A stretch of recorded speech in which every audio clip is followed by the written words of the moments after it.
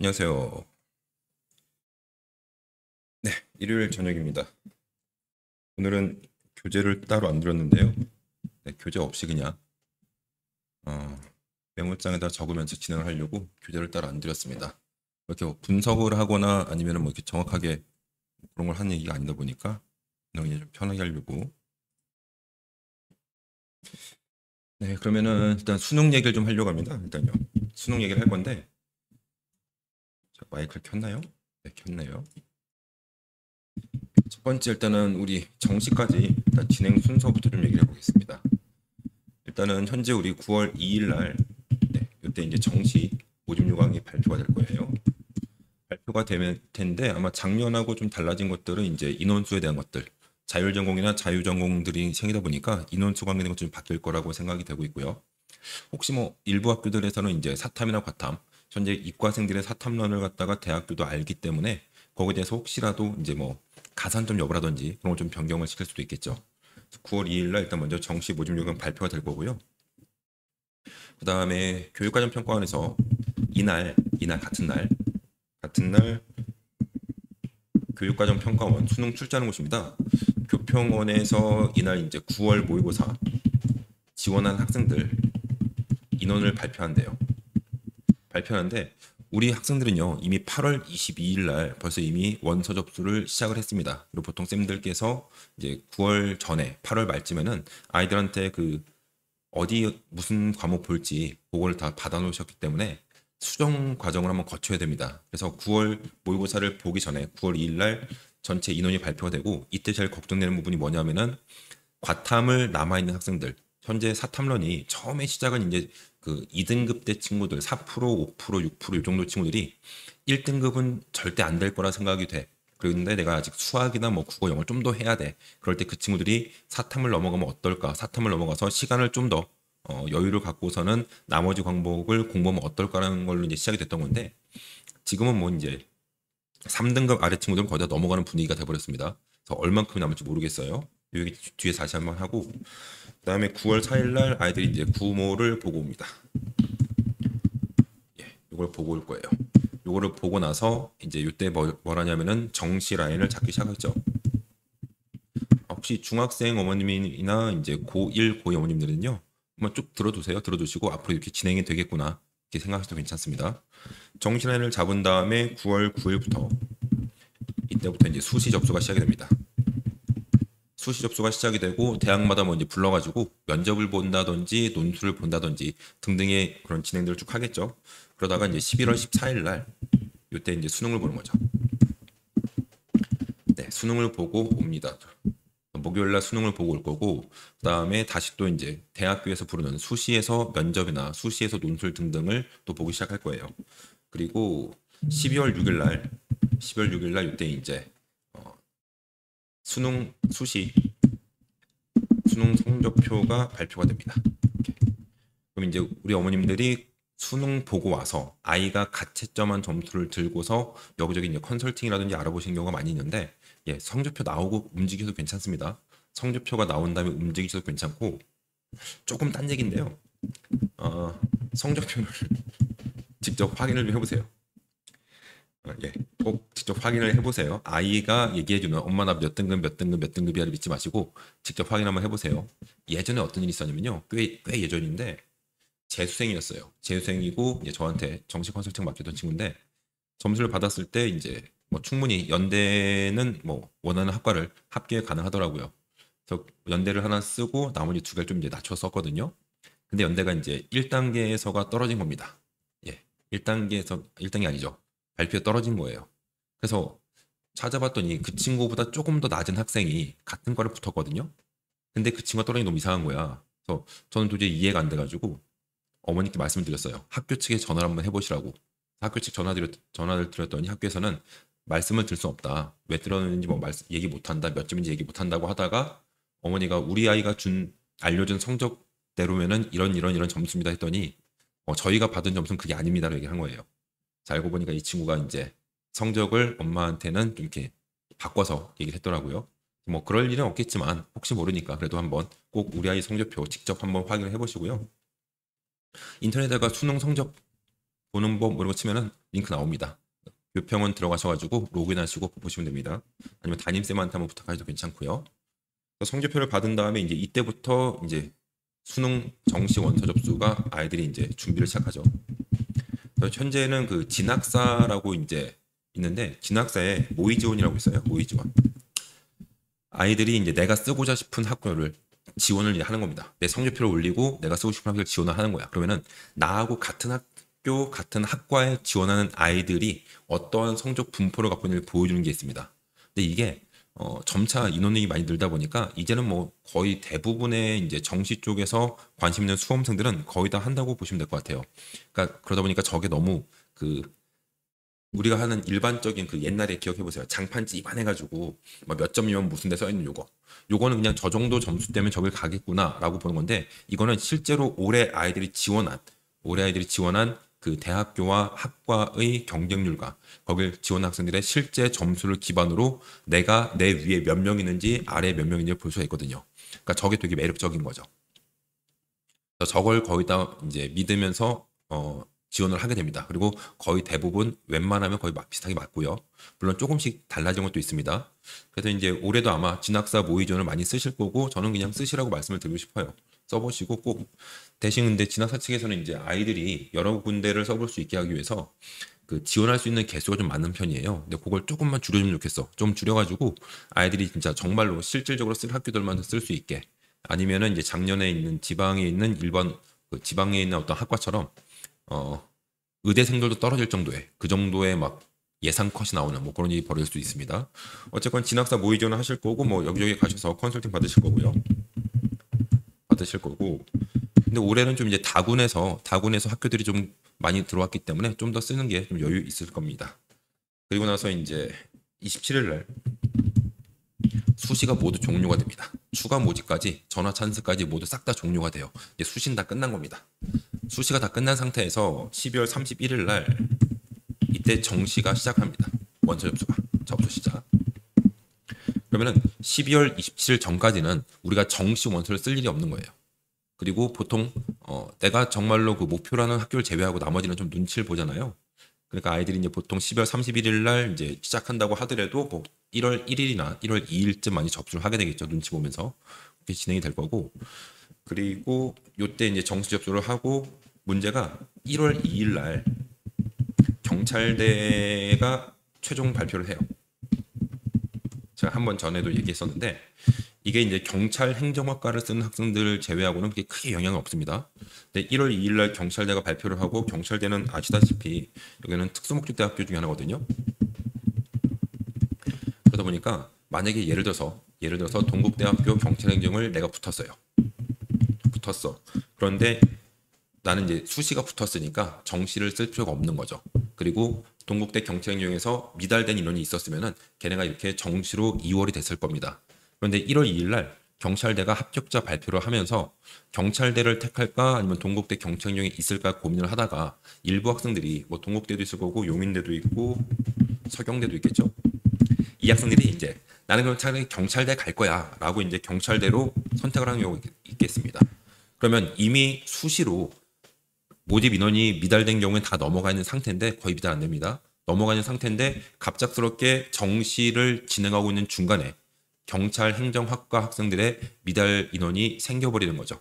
그래서 이 부분에 대해서 경찰대학교에서는 뭐 크게 신경을 안 쓰고 있고 다른 데서도 이렇게 크게 뭐 신경을 안 쓰고 있는 것 같긴 합니다. 어쨌건 간에 그렇게 돼서 요 인원은 정시 이후에 뒤에다 쓰겠지만 추가 모집에서 모집할 듯이라고 답변을 들었어요.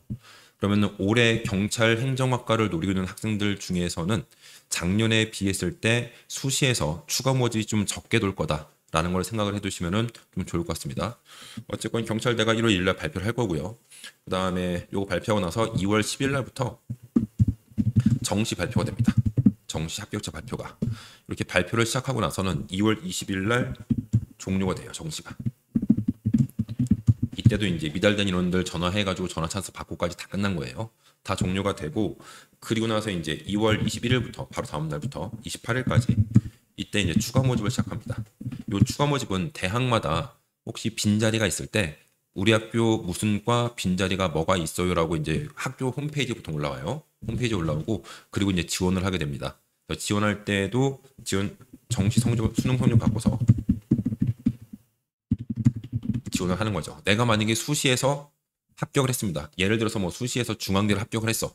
근데 수능을 보고 왔더니 수능 점수가 너무 잘 나온 거야. 성균관대, 서강대 막 다 갈 수 있을 것 같아. 근데 그래도 정시 못 쓰는 겁니다. 수시에서 붙으면 정시를 아예 못 쓰고요. 그리고 저 추가 모집 또한 마찬가지로 지원이 불가능합니다. 이렇게 이제 정시는 진행이 될 거고요. 자, 그러면은 정시란 거는 수능 이후에 수시가 다 끝나고 보통 12월 말 또는 1월 초반에 그때쯤 접수를 시작하는 그런 전형이라고 보시면 될 것 같아요. 그럼 이제 우리 아이들이 수능을 보겠죠? 수능을 보는 학생들. 어떤 학생들이 볼까 좀 얘기를 해볼게요. 일단은 수능을 보는 학생들은 첫 번째로는 우리가 얘기하는 정시러. 네, 정시를 정말로 진지하게 준비하는 학생들이죠.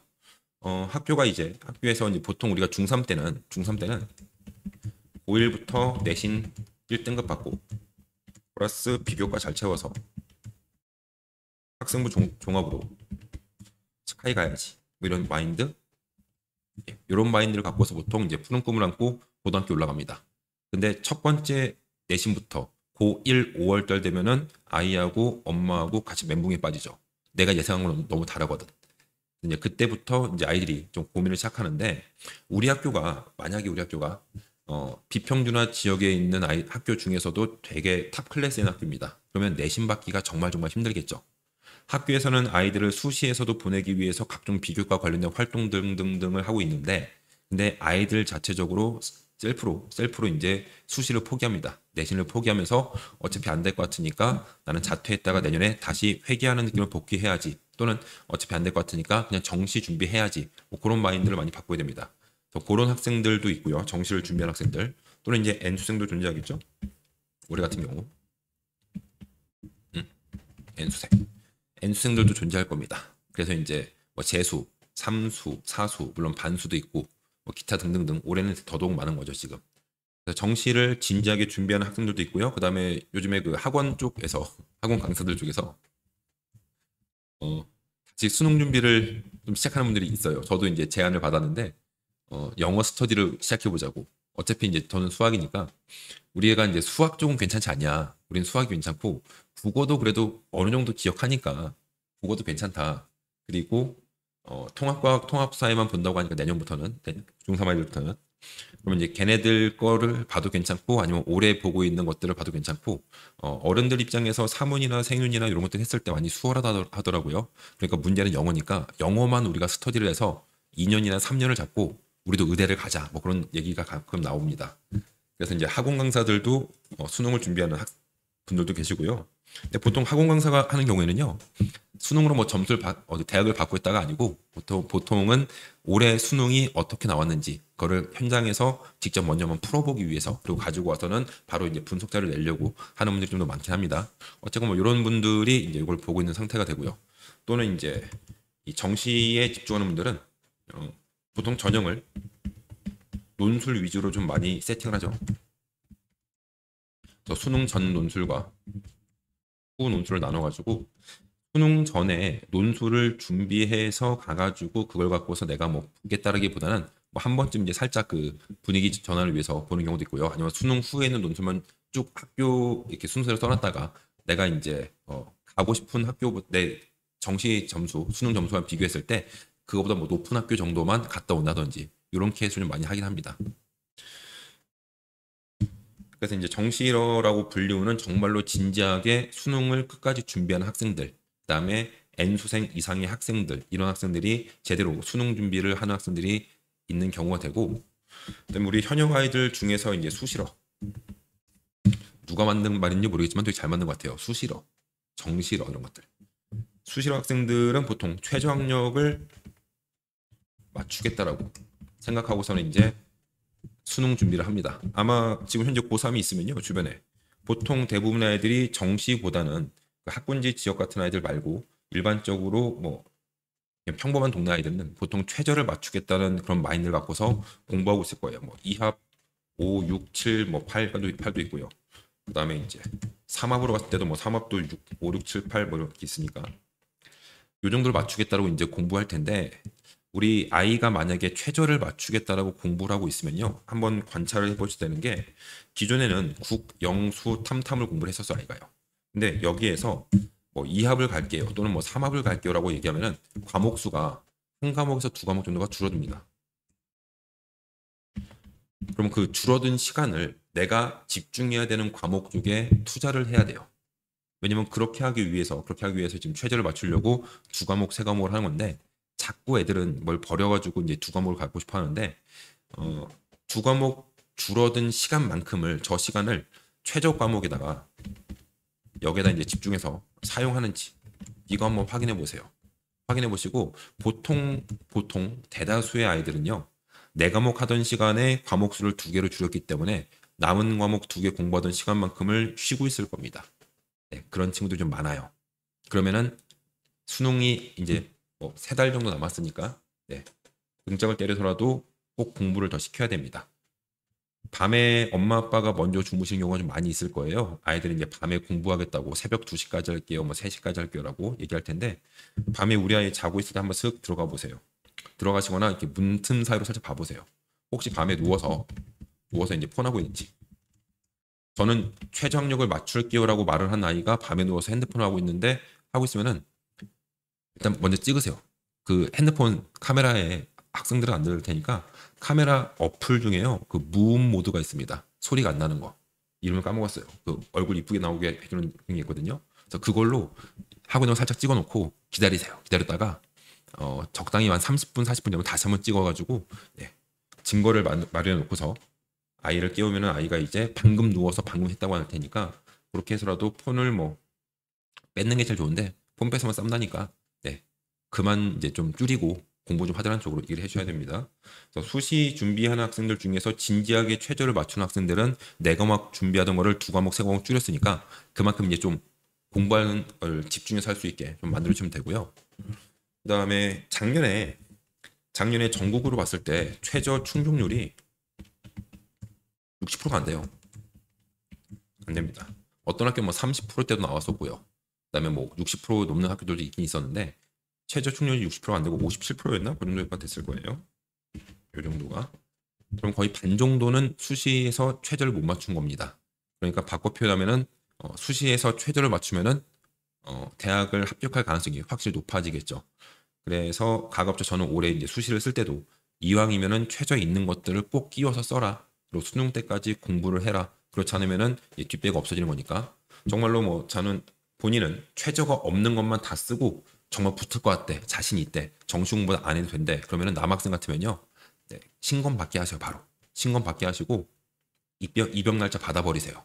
그래서 대학교 못 가면은 빠르게 이제 군대 가는 걸로 그렇게 하면 합의를 보시고 아이랑. 그래서 이제 수시 보는 학생들은 이제 요거 좀 주의해야 됩니다. 최저만 맞추겠다는 친구들은요. 그리고 그냥 싫은 애들. 그냥 수능 보는 게 싫은 거야. 왜냐면은 지금까지 열심히 했다고 본인은 생각을 해요. 네. 정말 열심히 하는 애들도 있긴 하겠지만 뭐 열심히 해서 현재 내신이 1.0이야. 근데 나는 욕심이 많지가 않아.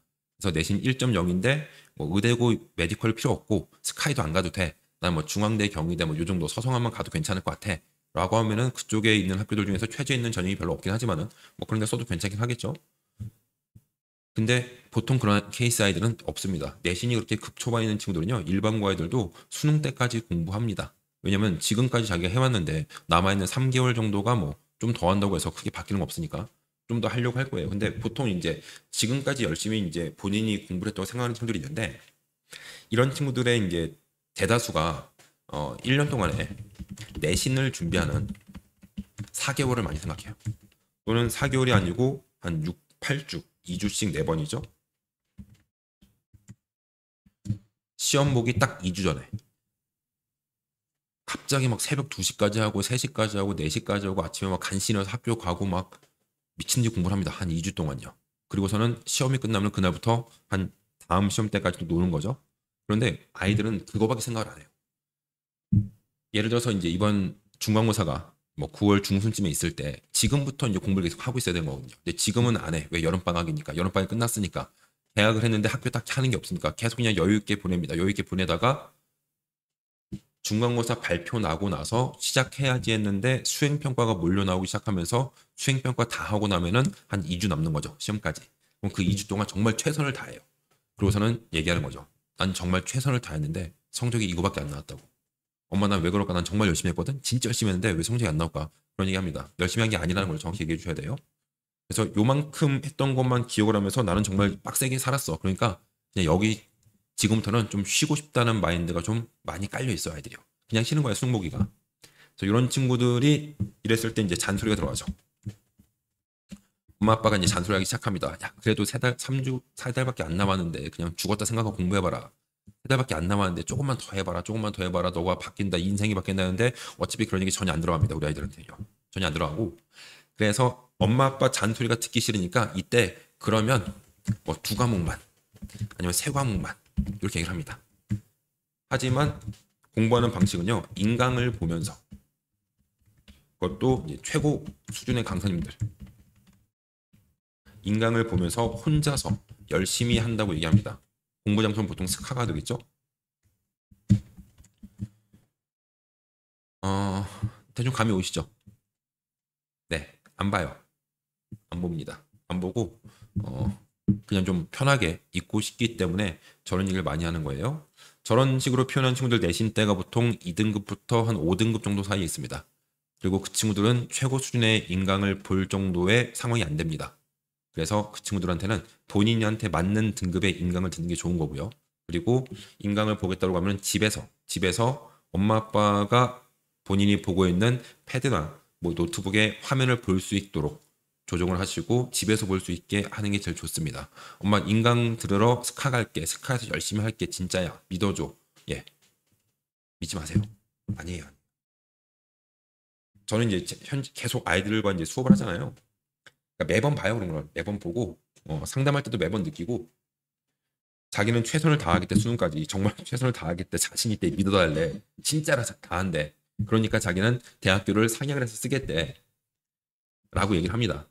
근데 그 친구들을 이제 공부하는 지역 아이들 테니까 그 친구들한테 제 뭐 하는지 좀 봐달라고 얘기하면은 예 자리에도 잘 없고요.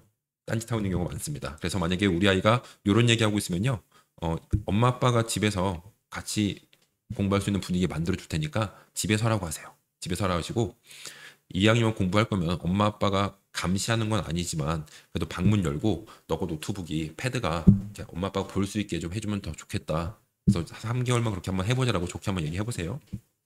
얘기해 보시고 그래도 말 안 들으면은 네 신고 받으러 가시면 됩니다. 신고 받으시고 입영 날짜 받아주세요. 배수의 진을 깔아가지고 한번 어떻게 버틸 수 있게 아이들이. 그리고 이런 친구들이 또 나중에 재수얘기해요. 항상 재수할게요를 합니다. 재수를 엄마 아빠 중에서 지금 벌써 재수 생각하는 분들은 많지 않을 겁니다. 그리고 보통 다 속으로 우리 애는 재수 안 시켜. 절대 안 시킬 거예요. 애한테도 얘기해요. 너는 절대 재수 없어. 무조건 이번에 가야 돼. 그러니까 지금 해. 라고 얘기하는데 아이들 중에서 재수 허락을 받기 위해서 막 혈서 쓰는 애들도 있고요. 집 현관 문 밖에서 무릎 꿇고 앉아가지고 몇 시간 동안 꿇고 하는 애들도 있고요. 네, 별짓을 다 합니다. 재수하겠다고. 근데 그걸 보면은 엄마 아빠는 또 시켜줄 수밖에 없어요. 그래서 재수 허락을 받아요. 보통 이제 12월 달에. 12월 달쯤 재수 허락을 받고요. 그리고 그때 같이 추가적으로 하는 얘기가 그런데 그동안 힘들었으니까 방학은 쉬고 방학 때 쉬고 내년 3월부터 할게요. 이런 얘기가 있습니다. 만약에 아이한테 재수를 시켜달라는 딜이 들어왔을 때 그럼 얘기하시면 돼요. 오늘 당장 시작한다는 마음. 그래서 너가 재수를 할 거야 정말? 진짜 할 거야? 진지해? 그러면은 지금부터 오늘부터 바로 시작하자고 얘기하세요. 거기에서 본인이 알겠다고 얘기하고 오늘부터는 너는 집에서 공부해야 돼. 엄마 아빠가 보는 데서 공부해야 돼. 라고 얘기하신다면 거기에 대해서 아이가 이제 오케이를 하면요. 걔는 좀 진지 안 합니다. 근데 보통 대다수의 친구들이 3월부터 할게라고 해놓고 나서는 5월 달쯤에 이제 그 대학교 축제할 때 벚꽃 살랑살랑 피고 있을 때 날씨 좀 따뜻해지고 좀 놀러 가기 좋았을 때 그때쯤에 재수하던 아이들이 친구들한테 연락을 받습니다. 야, 우리 학교 축제하니까 연예인 누구 온대, 와봐 하면서. 특히 여학생들이 그때 위험해요. 여학생들이 재수하다가 그때쯤 이제 가는 거죠. 친구들 만나서 하루만 쉴까 하고서 가면은 또 이제 또 아시잖아요. 대학교 딱 갔을 때 축제 가면 또 이제 선배들 만나고 막 대학교 오빠들 만나고 이제 친해지고, 아유 힘들지 않냐고, 나도 재수해봤다고, 힘든 거 있으면 연락하라고, 자기가 도와준다고, 뭐 상담해준다고. 네. 그러면서 보통 재수를 망하기 시작하죠. 그래서 재수를 할 거면요, 오늘 당장 시작한다 플러스 기숙학원 들어간다. 네. 근데 기숙학원을 들어가도 5월쯤 잠깐 나오거든요. 나와서 동네 그 뭐 치킨집에서 맥주 한잔 하고 있다고, 예, 연락이 오기도 합니다, 애들한테요. 그런 친구들은 뭐 답이 없는 거고. 그래서 재수는 가급적 아이랑 딜을 하세요. 네가 만약에 재수를 할 거라면은 오늘 당장부터 시작이니까 지금 바로 네 방 들어가서 책 꺼내오고 공부 시작해. 네가 푼 수능 시험지 다운받아 줄 테니까 지금 다시 풀고 오답부터 시작하자고 얘기하시고요. 그리고 엄마 아빠는 바로 기숙학원 알아볼 테니까 들어가라고 하세요. 네, 그렇게 하셔야 됩니다.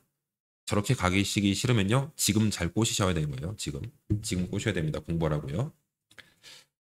그래서 수능 문학 아이들은 크게 정시 준비한 애들 진지하게, 그다음에 수시에서 최저만 맞추겠다는 친구들, 그다음에 그냥 싫어하는 친구들, 이렇게 크게 세 가지 부류가 있다고 보시면 될 것 같습니다. 사탐런 올해부터 계속 예고가 나오죠. 사탐런. 뭐 이유는 간단합니다. 정시에서 사탐을 봐도, 사탐이나 과탐 보더라도 이제 정시에서는 대학교 지원이 가능하기 때문에 아이들 사탐을 많이 선택을 한 거죠. 보통 선택한 아이들이 1등급 최상위권 아이들, 안정적으로만 퍼센테이지가 1%, 2%대 애들은 사탐론 생각도 안 합니다. 어차피 1등급 맞을 테니까. 그래서 2등급대 아이들, 1, 2등급을 왔다 갔다 하는 친구들, 2, 3등급을 왔다 갔다 하는 친구들, 또는 수학이 뭐 5등급, 6등급보다 더 낮은 아이들이 수학을 더 먼저 올리기 위해서 등등의 이유로 이제 사탐론을 많이 선택을 했고요. 그리고 사탐을 보기 위해서 사문을 가든지 뭐 생윤 사문 가든지 뭐 그렇게 많이 갑니다. 사탐 하나, 과탐 하나, 아니면 과탐만 2개도 보기도 하는데, 우리 수시 보는 아이들 중에서는요, 수시 보는 친구들 중에서는 서울대하고요, 고려대하고요, 홍익대, 여기는 사탐을 봤을 때 사탐을 선택하면 지원이 안 돼요. 수시에 대해 수시 요거는 이 세 개 학교는 과탐만 인정을 합니다. 최저학력 기준으로요. 그러니까 수시에서 서울대, 고대, 홍대 갈 학생들은 사탐을 선택하면 안 돼요. 무조건 과탐을 봐야 됩니다. 그 다음에 연대하고요, 연세, 그리고 시립대, 여기는 사탐을 선택해도 같아요. 그런데 그 사탐이 최저에 반영은 안 됩니다.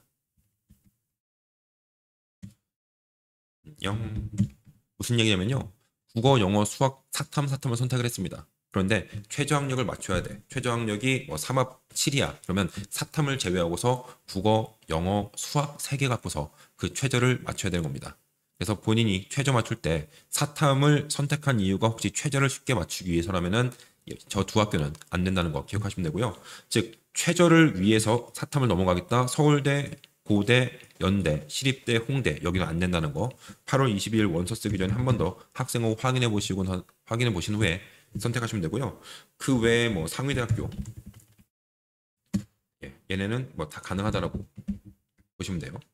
그러니까 사탐으로 최저를 맞출 수가 있습니다. 이렇게. 그래서 이제 수시 아직 안 썼으니까 원서를요, 쓰시기 전에 한 번 더 확인해 보시고서 이거 정리하시면 좀 더 좋으실 것 같아요. 그 다음에 이제 정시 사탐론인데, 요거 잠깐 얘기해야죠. 우리가 이제 22일 날 8월 달에, 이번 달이죠, 수능 원서 접수합니다. 그리고 학교에서 보통 이제 8월 말, 이달 말에 거의 완료를 져요. 수능 접수는요, 도장까지 찍어야 됩니다. 담임쌤이요. 그래서 이달 말에 완료를 해가지고 제출할 준비를 다 끝내놓으신 상태가 되는 거죠.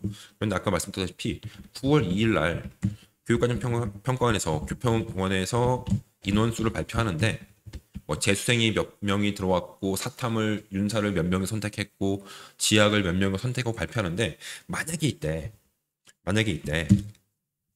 나는 과탐에 남아있어, 1등급이기 때문에, 아니면 나는 2등급만 나오니까 과탐에 남아있어. 근데 만약에 정말 극단적으로 3등급 이하가, 이런 일 없겠지만요, 3등급 이하 학생들이 전부 사탐을 갔어요. 그럼 남는 게 1, 2등급 애들만 남는 겁니다. 그럼 그 1, 2등급이 다시 쭉 쪼개져가지고 9등급까지 나뉘게 되겠죠. 그러면은 계획했던 대로 진행이 안 되는 거예요, 이거는. 그러면 그러면 어쩔 수 없이 강제로 사탐을 가야 됩니다. 강제로 가야 돼요. 강제로. 그런데 이미 원서 접수는 낸 상태고요. 학교에다가 내놓은 상태고, 그리고 9월 4일 날 모평을 봤어요. 9월 4일 모평을 보고 9월 5일 날 담임쌤한테 쌤 저 탐구 과목 바꾸고 싶습니다라고 말씀을 드려야 됩니다. 탐구 과목을 바꾸겠다고 이제 말씀을 드려야 되는 건데, 이거를 9월 6일까지 수정이 가능하거든요. 종료 마감이어서. 그럼 9월 5일이나 6일쯤에는 바꿔야 되겠죠. 그러면 이제 서류를 써야 됩니다. 정정 원서를 다시 작성을 해야 될 텐데, 지금까지는 어떤 선생님께서는요 아예 안 된다고, 변경이 안 된다고, 제출해서 끝났다라고 말씀하신 경우도 종종 있었어요. 왜냐면 한 명 해주면은 너도 나도 다 할 테니까. 그래서 혹시라도 이제 다 안 바꿔줄까 봐 학교에서 걱정이 돼가지고 교육청하고 교육과정 평가원 문의를 해봤는데, 따로 저거는 정정이 가능하다고 공문은 발송되지만 올해 사탄넘 때문에 과학 선택한 아이들이 인원수가 너무 적었을 때, 갑자기 사탐으로 바꾸게 됐을 경우에 뭐 그 아이들을 위한 편의를 제공한다든지 그런 건 없다라고 얘기를 합니다. 그래서 9월 6일 날 마감인데, 만약에 보셨다가 우리 아이가 정말 그래야 되는 상황, 네, 2등급을 목표로 봤는데 너무 인원이 적기 때문에 2등급 받기 힘들어질 것 같다는 판단이 되면요, 그럼 사탐으로 바꾸기 위해서 아이가 한번 얘기를 해보고, 만약 꼭 필요하다면 부모님께서도 한번 담임선생님께 부탁을 좀 드려보는 것도 필요할 것 같아요. 근데 뭐 그렇게까지 뭐 저렇게 뭐 극단적인 이러지 않겠죠. 게다가 이제 11월 달 되면은 그 수능 볼 때 정시 준비하고 있는 재수생들도 같이 들어오니까 인원이 좀 늘긴 할 겁니다. 사탐은 보통 사문 많이 갑니다. 사문. 이과생들이 가다 보니까 그나마 기존에 좀 수학을 좀 하던 친구들이 많이 있잖아요. 그래서 사문을 많이 가고 있고, 사문 쪽에서 이제 그 도표 분석하는 문제가 좀 있어요. 그 문제들 갖다가 이과생들이 좀 풀기가 수월한 느낌이 좀 많이 있더라고요. 그다음에 과탐을 보는 학생들은 보통 생명하고 지학을 많이 선택합니다. 네, 생명지학을 많이 선택하기 때문에 이쪽 인원들은 그래도 좀 널널하게 있을 것 같아요. 하지만 이제 물리 쪽이나 화학 쪽은 좀 많이 줄어들지 않을까 예상을 하고 있는 상태가 되고, 네, 그리고 이제 우리가 정시를 쓸 때요, 정시 접수할 때 아까 얘기했지만 이제 9월 2일 날 정시 모집 요강이 나오는데, 이번에 수시 모집 요강 나왔을 때 4년 전에 공개를 하는 뭐 그런 것들이 정책적으로 있었는데 거의 다 무시가 되고 있는 상태다 보니까, 올해 갑자기 이제 작년에 얘기했던 대입 시행 계획안하고 올해 나온 정시 요강하고 좀 차이가 있었습니다. 그러다 보니까 이제 수시 모집 요강하고 정시도 살짝 걱정인 거예요. 혹시 정시할 때도 저 사탐런을 예상을 해서 가산점이라든지 왜냐면은 사탐을 보고도 너는 우리 학교를 쓸 수 있어라고 했는데 그걸 바꾸는 건 문제가 있겠죠. 하지만 이제 가산점 또는 퍼센테이지, 요거 비율을 조금 조정 가능하지 않을까? 조금 가능하지 않을까? 지금 현재 뭐 경희대 같으면요, 과탐 하나를 봤을 때 2점 들어갑니다. 두 개를 보면 4점이 추가되는 거예요. 연대 같으면은 3% 가량이 올라갑니다. 근데 3% 하면은 되게 별거 아닌 것 같은데요, 정시 쓰는 애들 보면은 되게 빼곡해요. 되게 밀집돼 있어요. 비슷한 애들이 쓴단 말이에요. 근데 거기서 3%면은 합격을 이제 바꿀 수 정도의 그런 가산점이 되기 때문에, 그래서 이번에 정시 발표 나오면은 정시 준비를 하고 있는 학생들 부모님께서는요, 이거 꼭 확인하세요. 우리 아이가 쓸 대학교가 과탐과 사탐을 비교했을 때 어떤지를 꼭 한번 확인을 해봐야 되는 거고, 현재 문과 학생들은 그래서 뭐 걱정을 하고 합니다. 사탐 보겠다고 넘어온 이과 아이들이 사탐을 너무 잘 봐버리면 내가 힘들어지니까 걱정을 많이 하는데요. 네, 3등급 정도를 받고 있던 과탐 학생이 사탐을 간다고 해서 사탐 1등급이 나오는 보장 거의 없습니다. 사탐 갔으니까 나는 시간이 남아 돌아. 원래 처음 계획은 이거였죠. 과탐에 있다가 과탐에 도저히 킬러 파트가 정리가 안 돼. 그러니까 난 과탐 못 볼 것 같아. 그러니까 난 사탐 갈래. 라고 가는 친구들. 두 번째, 나는 아직 수학을 좀 더 하고 싶어. 수학을 좀 더 집중할래. 그럼 수학을 공부하기 위한 시간을 벌기 위해서 과탐에서 사탐을 갈래. 뭐 이런 아이들인데, 지금은 그냥 너도 가고 나도 가고 얘도 가고 쟤도 가는 그런 분위기다 보니까 문과 학생들은요 그렇게 크게 걱정할 필요 없습니다. 넘어오는 인원은 많고요. 제가 봤을 때는 잘하는 아이들보다는 좀 못하는 아이들 많이 넘어와요. 그래서 문과 아이들은 크게 걱정하지 말고 오히려 우리의 등급을 좀 더 안정적으로 깔아줄 수 있는 그런 친구들을 생각하시면 되고, 물론 문과 학생이 공부를 안 하고 있으면 안 되겠죠. 하면서 이제 네, 넘어오는 아이들 때문에 너무 걱정을 안 하셔도 괜찮습니다.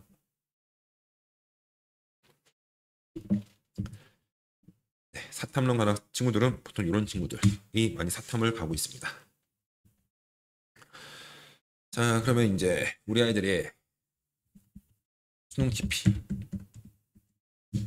우리 아이들이 왜 수능을 지금 안 보려고 할까를 좀 생각을 해봐야 될 것 같아요. 일단 아이들이 수능을 피하려고 하는 이유가요. 첫 번째가 대다수 아이들이 상담을 들어보면요. 제가 잘할 자신이 없어요. 이겁니다. 해본 적은 없지만 잘할 자신이 없어요. 이거예요. 제가 지금부터 수능 공부를 한다고 해서 3개월 남은 시점인데 잘할 수 있을지 자신이 없어요라고 얘기를 합니다. 그래서 그럼 열심히 해봤니? 그러면 아직 시작은 안 했는데, 예, 여기 첫 번째고요. 두 번째가 열심히 했는데 결과가 나쁘면 어떻게 해요? 라고 이걸 또 걱정합니다. 네, 아직 안 했어요. 또요. 아직 공부 시작 전입니다. 이 두 가지가 가장 많아요. 근데 저 근간에 깔려 있는 거는 이제 좀 힘든 거거든요. 사실 아이들이요. 이제 힘들어요. 우리 때 봤던 수능하고요. 요즘 아이들이 봤던 수능을 비교하면은 저는 이제 사탐과 가탐을 동시에 다 봤습니다. 동시에 다 봤었고 그 당시는 이제 국어가 아니고 언어였죠. 언어하고 탐구가 각각 120점 만점. 그다음에 수리하고 영어가 80점 만점이었어요. 그래서 탐구 120점 만점에 사탐과 가탐이 모두 다 같이 들어가 있어요. 그래서 우리 부모님들이 이제 그 당시 생각을 하고서 야 아빠 때는 사탐 가탐 다 봤어. 아니면 저보다 윗세대 분들은 학력고사 보셨겠죠? 그거 세대 때는 더 힘들어서 얘기를 하시는데 우리가 봤을 때 그 수능 난이도하고요. 지금의 수능 난이도는 좀 차이가 있습니다. 솔직히요. 많이 어려워졌어요. 애들께. 많이 어려워졌고 한번 이렇게 애들 거 그 EBS 다운받아 풀어보세요. 진짜 어려워요. 예, 진짜 어렵고 아이들도 이제 좀 나름 열심히 살았으니까 힘들어요. 힘들어서 좀 쉬고 싶은 마음이 있는 겁니다. 이게 커요. 이게 커서 쉬고 싶은 마음이 있고 정말 저 1번, 2번이 맞기도 해요. 자신이 없는 거지. 왜? 내신 잘 따겠다고 내신 1등급 맞아서 2등급 맞아서 인서울 가겠다라고 맘먹고 고1 때부터 지금까지 수행평가한다고 밤새고 조별과제 한다고 밤새고 학교 내신 준비한다고 또 밤새고 학원 다니고 학원 숙제하고 네 힘들어요. 힘든 건 사실입니다. 열심히 했는데 성적이 안 나온 친구들도 있긴 하잖아요. 그래서 정말로 잘할 자신이 없는 거예요. 내가 지금부터 수능 준비를 한다고 해도 이게 정말 잘 될까? 라는 생각이 있거든요. 그럴 때는 그러면 한 달만 해보자. 한 달만. 아니면 일주일만. 한 달만 일주일만 얘기를 해보세요. 9월달 모의고사 보니까 네가 그때 가서 뭐 1등을 맞아라 2등을 맞아라가 아니고 너가 지금 받았던 점수보다 올라가도 되고 떨어져도 괜찮은데 대신 문제를 풀 때 지금부터 한 달 공부하면 어떤 느낌이냐면요. 전에 거보다 풀 수 있는 문제가 조금 더 많아집니다. 예, 조금 더 많아져요. 수학 같은 경우에는 이거 봤던 건데 풀었던 거 느낌이 비슷한데 등등의 느낌이 들면서 살짝 아이들이 공부를 했기 때문에 내가 볼 수 있는 문제가 많아지는 걸 느끼기도 합니다. 지금부터 3달간 죽었다 생각하고 공부하는 얘기를 하시기보다는 지금부터 한 달만 아니면 일주일만 사실 모의고사가 9월 4일이니까 한 달도 안 남았습니다. 네, 그 정도만 한번 해보자라고 한번 얘기하셔가지고 그래서 공부했는데 너가 그래도 성적이 안 나온다고 하면은 우리가 다른 방법을 찾자라는 쪽을 좀 다독거리면서 설득을 해주시면 좋을 것 같아요. 그런데 그렇지 않은 아이들도 있죠. 근자감이에요, 근자감 아이들.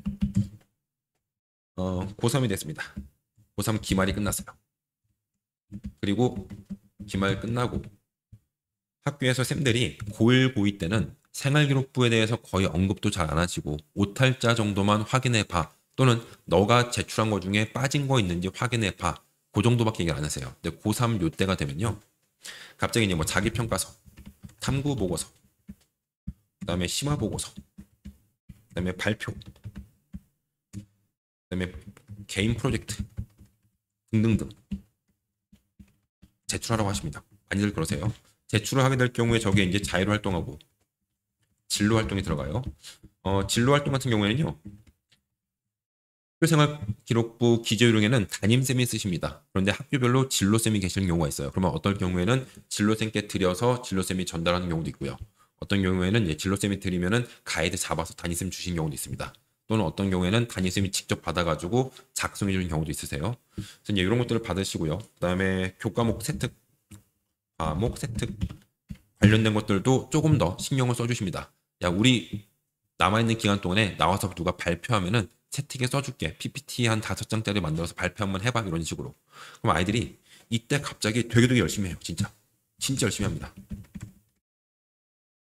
지금까지 내가 고1, 고2 때 내 생기부는 나열식이고 단조롭고 서술형 어휘만 몇 개 써있을 뿐이고 뭐 내용이 없고 심화된 내용도 없고 개인의 특성이 안 보이고 내가 누군지 모르겠고 모든 아이들 똑같고 나나 쟤나 같은 생기고 그런 얘기 많이 합니다. 그 이유가 뭐라고 있었냐면 제가 항상 얘기하죠. 우리 아이가 한 게 없기 때문이에요. 네. 학교 쌤이 써주시는 건데 학교 쌤께 일단 잘 보여야 되고 수업을 잘 들어야 되고 말씀 잘 들어야 되고 시킨 거 해야 되고 복습도 해가고 숙제도 해가고 늘 공부하는 모습이고 적극적으로 능동적인 모습을 보여드려야 되고 거기에 플러스 수업 시간에 뭔가 내가 궁금증이 생겼을 때 학교에서 뭔가 교육을 받았을 때 학교에서 활동을 했을 때 제주도로 수학여행을 갔다 왔어. 그럼 제주도는 왜 여행지로 우리가 많이 가고 있는지, 왜 거길 좋아하는지, 사람들의 심리에 대해서, 또는 제주도에서 시간표를 짜다 보니까 시간표가 마음대로 안 되더라. 왜 그랬을까? 동선에 대해서 생각을 못 했다라든지, 교통 생각 못 했다라든지, 아니면 제주도를 가봤더니만 거기 멋있는 것들을 많이 보고 왔어. 용도만 보고 왔어. 왜 저 돌은 저런 모양일까? 등등등의 수행, 뭐예요? 수학여행 갔다 와서 쌤한테, 쌤, 저 이런 거 좀 더 찾아서 탐구해서 제출이 될까요? 여쭤보면 되는데, 그냥 갔다 와서 끝났거든요. 인스타에다 그냥 올려놓고 끝나거든. 그러니까 쌤들도 써줄 게 없는 겁니다. 고1, 고1 때 그렇게 보내다가 고3 때 갑자기 저런 걸 막 써요, 이제. 막 쓰니까 웬만하면 쌤들도 사실 고3 때는 웬만하면 다 받아주세요. 그래, 갖고 와봐. 반영해줄게. 갖고 와봐. 반영해줄게. 웬만하면 써주세요.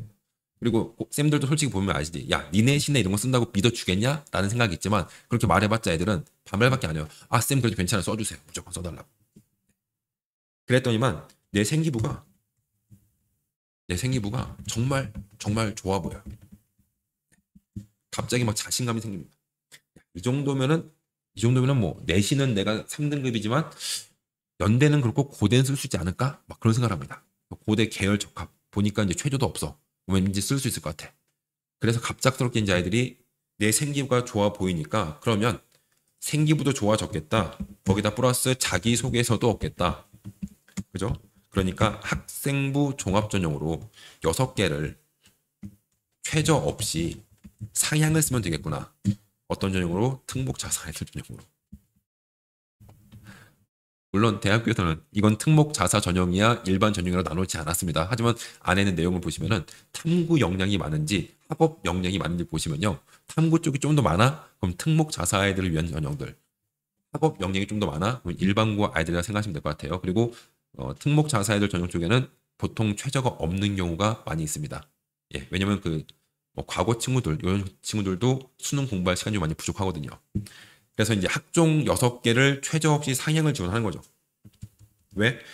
3학년 1학기 이번에 한 번 생활기록부에 뭔가 적힐 것들을 내가 스스로 찾아가고 준비했더니만 너무 재밌고 즐거워서 막 어려운 거 해가고 갑자기 이제 그 대학교 강의 들어보고 막 K무크 들어서 강의 들어보면서 완전 이해도 될 것 같고 모르니까 이제서야 막 교수님한테 메일 보내고 학과 게시판에다가 질문 남기고 하면서 답변도 해주시니까 답변마다 좋아가지고 막 씁니다. 네. 그러면서 이제 나는 수능이 필요가 없죠. 라고 얘기를 합니다. 엄마 나는 내 생기부 보니까 정말 잘 돼 있어서 나는 학종을 써야 되겠다. 학종을 써야 되겠다.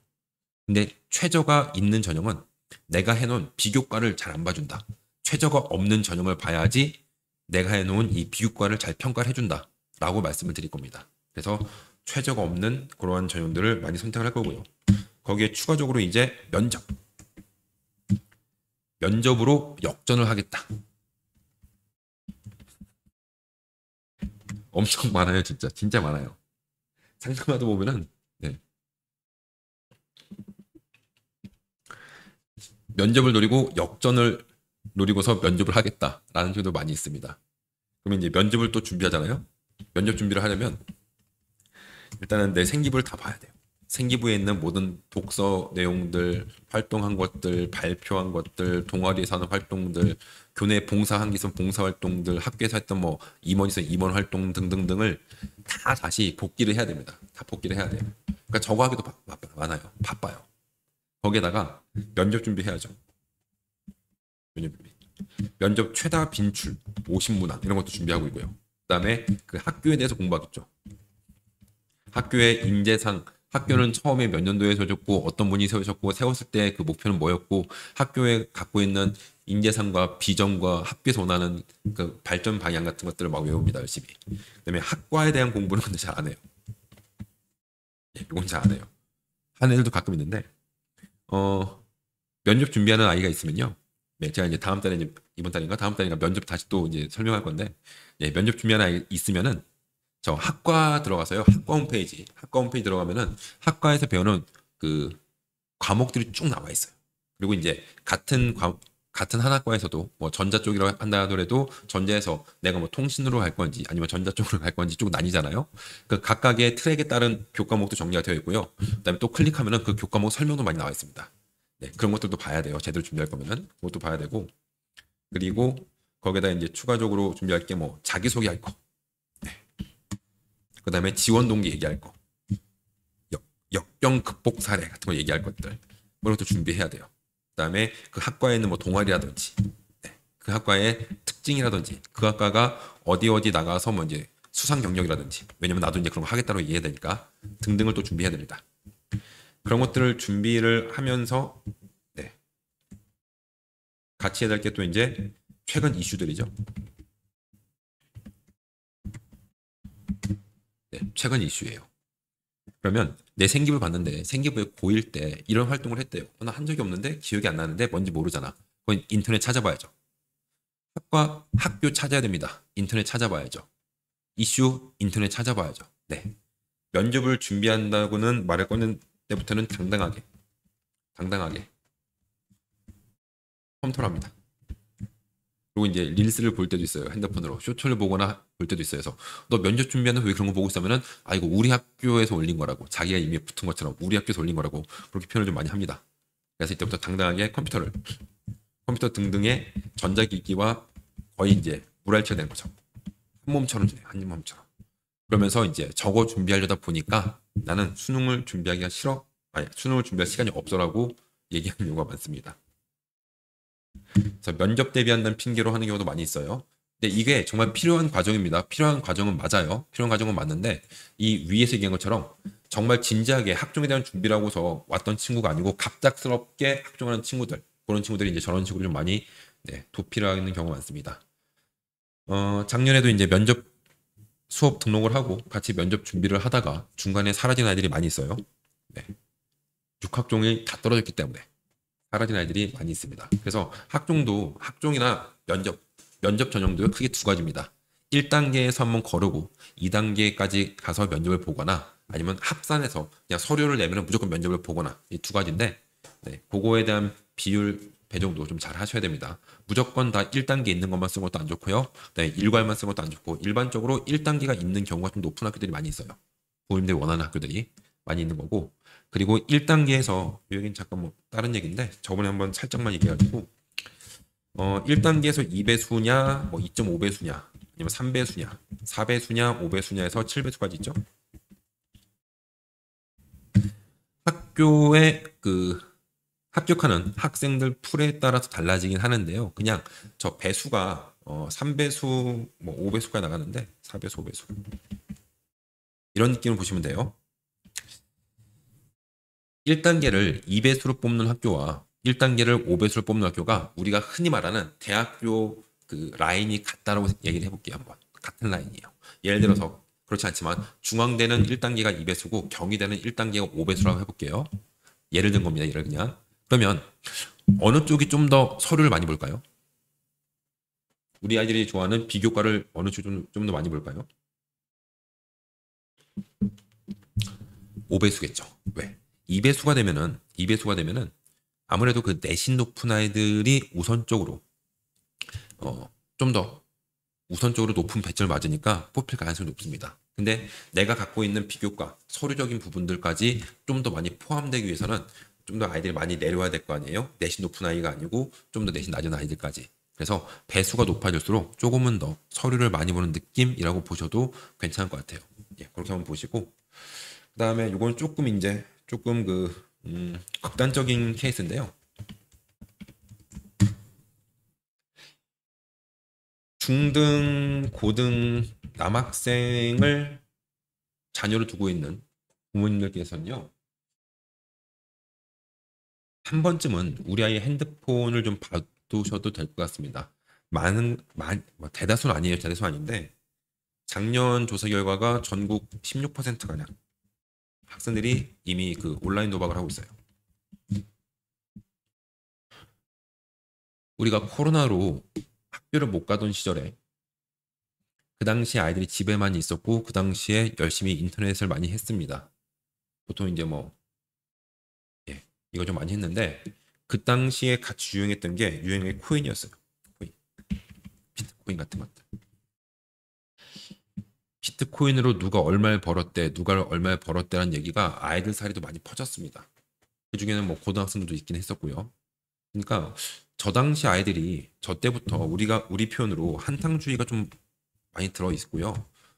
도피성의 발언이긴 하지만 이런 표현하는 아이도 제가 직접 겪었는데 좋은 데 나와서 서울대 나와서 뭐 대기업을 들어가면 뭐 하냐, 그냥 코인 한번 떡상하면 되는 거 아니겠느냐라는 표현을 직접 하기도 하더라고요. 벌써 아이들이요. 중학생, 고등학생, 남학생이 혹시 자녀로 있으면요, 한 번쯤은 뭐 확인해 보시는 것도 나쁘지 않을 것 같습니다. 보통 요즘에 학교에서 그 핸드폰 수거를 안 하잖아요. 그래서 쉬는 시간에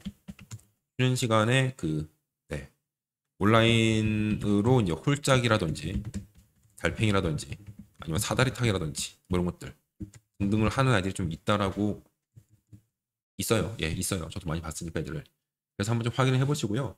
저런 마인드가 좀 퍼지다 보니까 중학생 때부터 그 아이들이 굳이 수능 보고 굳이 고생해서 내신 받고 굳이 좋은 대학 가서 뭐 해?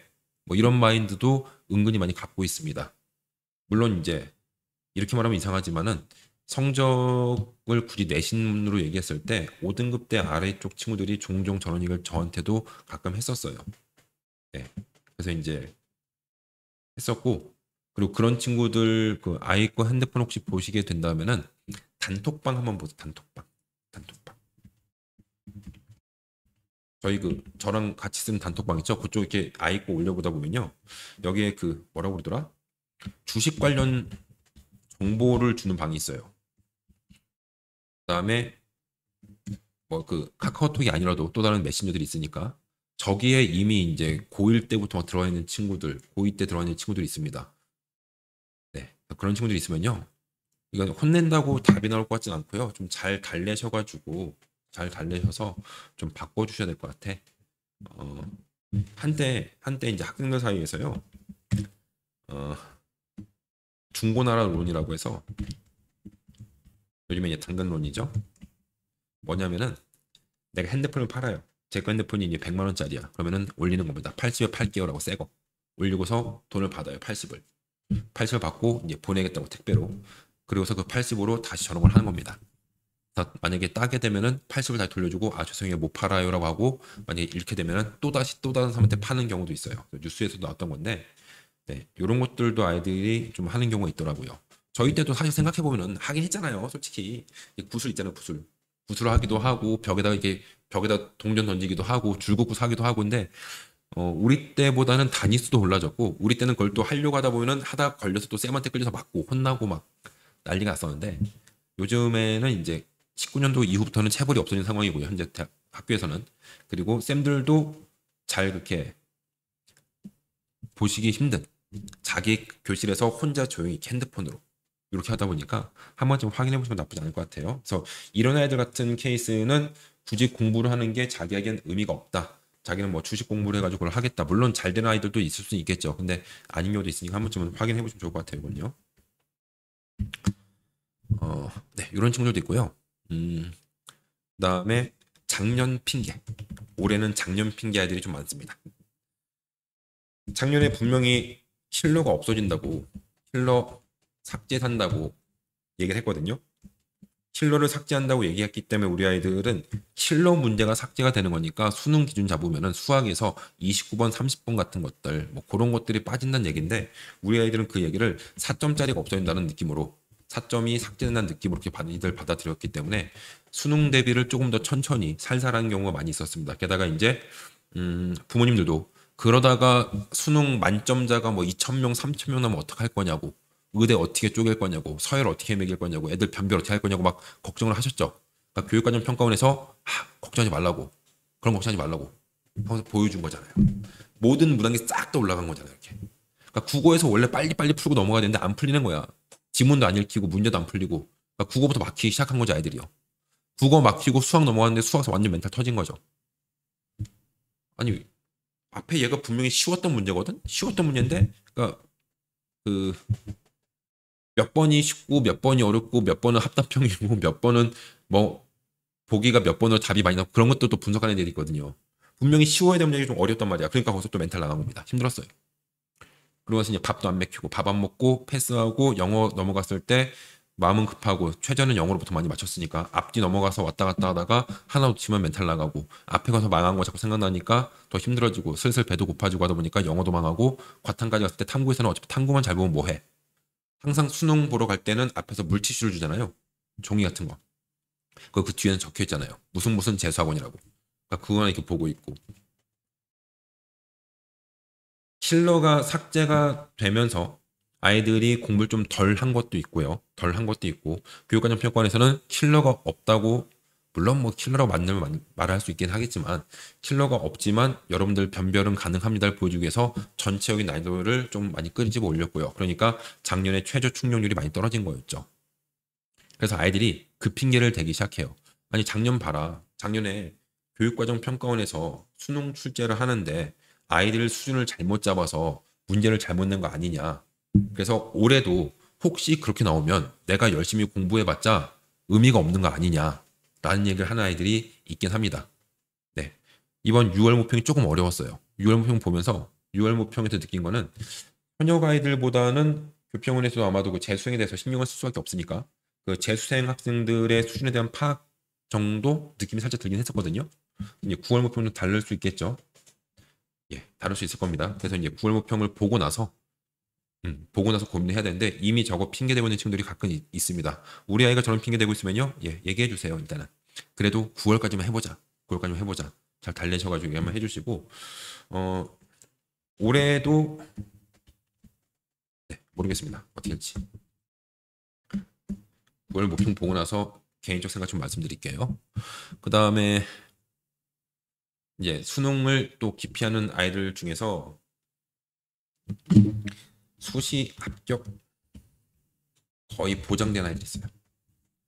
나는 눈을 낮췄기 때문에 대학교도 너무 높은데 안 쓸 거고 적정 수준만 쓸 거고 안정까지 포함을 시킬 거고 그리고 이미 최저가 여유가 있어요. 이런 친구도 있습니다. 나는 이미 두 개 합해서 5. 근데 나는 쓸 학교가 2합 7이야. 그럼 좀 여유가 있는 거죠. 이 친구들은요. 예, 잘못된 선택이 아니에요. 지금까지 자기가 해온 거 계획 잘 잡아가지고 잘 가고 있는 상태입니다. 잘 가고 있는 상태인데 그걸 보고 있는 엄마 아빠는 좀 아쉽잖아. 우리 애가 조금만 더 했으면 이거죠. 이 친구들은요. 정말 다독다독 하시면서 조금 더 해보자라고 하셔도 되는데 거의 말 안 들을 거예요. 네, 이미 본인 계획 본인이 끝내는 친구들이어가지고 그래서 이런 친구들이 이제 수능을 최대한 안 보려고 좀 노력을 하고 있습니다. 근데 작년에도 그랬고 올해도 똑같을 거고요. 내년도 마찬가지일 거라고 봅니다. 수능 최저를 맞춰야 수시에서 합격 가능성이 확 올라가요. 확 올라갑니다. 수시 쓰는 아이들 최저학력 있는 거 위주로 쓰라고 얘기를 해주시고요. 최저학력 있는 거 위주로 쓰라 해주시고 이왕이면 3합으로 해보라고 얘기해 주시면 좋을 것 같아요. 그 다음에 이제 의대 핑계. 이번에 N수생부터 재수생, 반수생, 삼수생, 장수생, 직장인들까지 엄청 많이 들어온대 라고 얘기를 하는 거죠. 그러니까 내가 수능을 해봤자 의미가 없어 엄마. 그러니까 나는 그냥 수시에 집중할래. 그러니까 난 면접 준비할게. 면접학원 보내줘. 이런 식으로. 의대 핑계를 대면서 안 하는 친구도 있거든요. 근데 최저가 아니라 만약에 정시를 생각하면요. 의대를 목표로 들어오는 학생들은 뭐 메디컬 계열들 또는 스카이 뭐 최상위 학과들 제외하고서는 그 아래 학교는 거의 안 쓸 겁니다. 진짜 의대를 갈 수준이 되고 의대를 목표로 하는 친구들이 그런 친구들이 이제 뭐 건국대 아래에 있는 학교들을 지원 안 할 거거든요. 정시에서 일반 학과를. 그죠? 그럼 어차피 그런 일반 학과들은 솔직히 중경도 안 쓰지 얘네들은. 일반 학과들은 어차피 우리끼리의 싸움이에요. 등급은 밀렸지 몰라. 등급은 내가 등급이 재수생 때문에 밀려 떨어졌을 수는 있어요. 하지만 어차피 그 학교들에서는 표준 점수 보잖아요. 근데 나만 밀린 게 아니고 다 같이 밀려 떨어졌단 말이에요. 등급이 다. 등급이 내 위로 머리가 많이 올라왔거든. 그러면 나도 떨어지고 지대도 떨어진 거니까 우리끼리의 싸움에서는요. 의대생들이 크게 핑계가 안 됩니다. 정시에서는요. 그래서 어차피 정시에서 의대생들하고 나하고 쓰는 학과 자체가 다르기 때문에 그거 핑계로 안 하는 경우에는 얘기해 주세요. 어차피 정시에서 너는 너 친구들과 싸운다. 원래 그 과를 노리는 친구들과 싸운다. 그러니까 그냥 공부해보자 라고 좀 얘기해 주시는 게 좋을 것 같습니다. 네, 이 정도가 이제 수능을 보기 싫은 학생들이 되겠죠.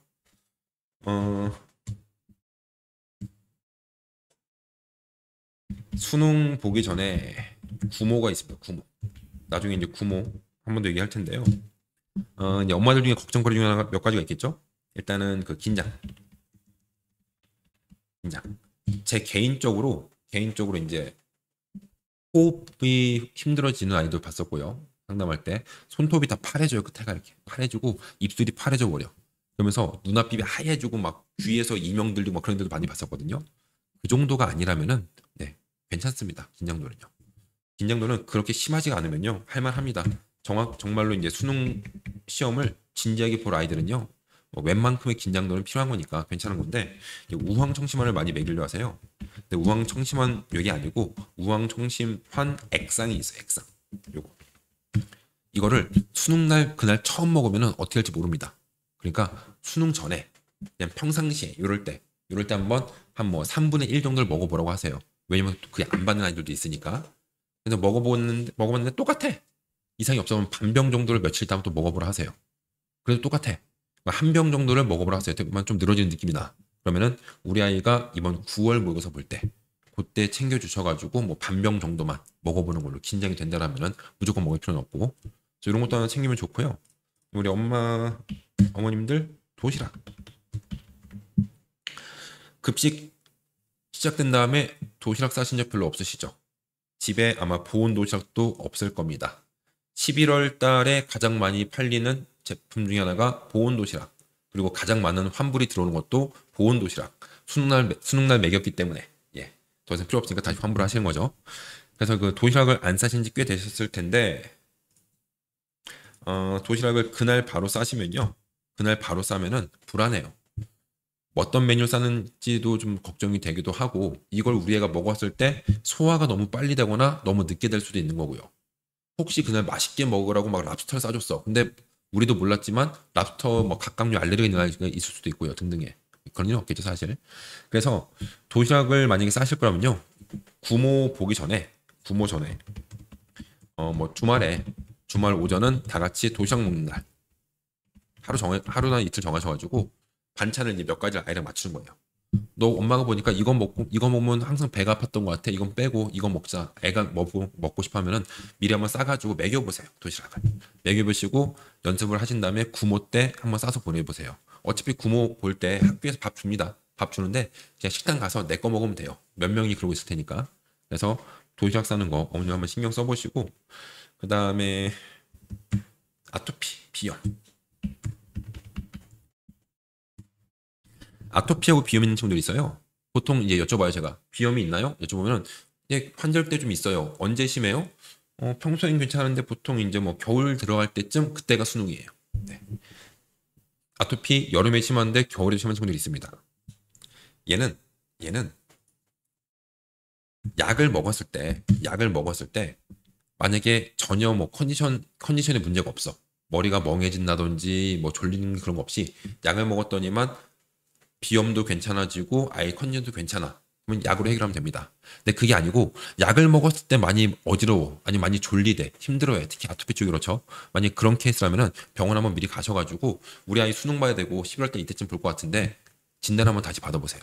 받아보시고 그래서 그쪽에서 이제 뭐 약을 조금 더 센 걸 써줄 수도 있고 아니면 약을 좀 바꿔줄 수 있으니까 미리 좀 먹여보시면서 가을 때부터는 이제 뭐 다음 달 되겠죠. 살살 아토피와 비염에 대한 것들 준비를 좀 슬슬 해도 괜찮습니다.